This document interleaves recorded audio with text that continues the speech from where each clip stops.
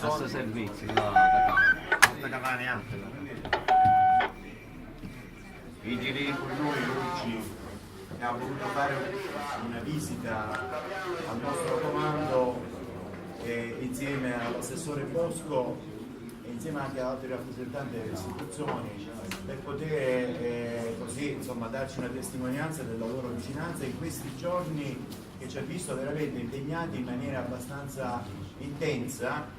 Difficilmente ho visto i pompieri che hanno alzato la bandiera bianca.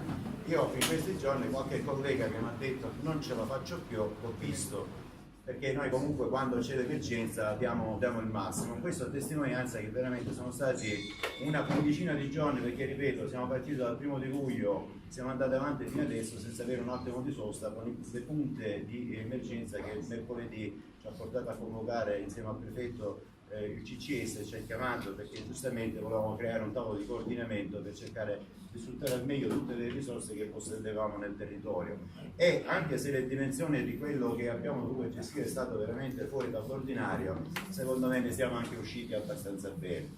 Che cosa ci insegna però questo momento di criticità? Che sicuramente c'è una situazione generale che non è assolutamente una situazione che è facile da gestire.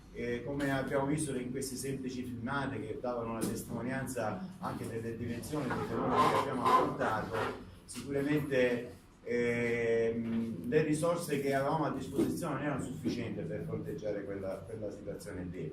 Abbiamo cercato ovviamente di coprire tutto quello che era necessario. Attualmente in questo momento siamo ancora diciamo così, con difficoltà a seguire tutte le richieste di soccorso, ce ne abbiamo una cinquantina in coda, questo a testimonianza che sicuramente in questo momento non abbiamo ancora risolto il problema. Questo però vorrei sottolineare che questo significa che c'è un'attività di prevenzione che da parte delle realtà territoriali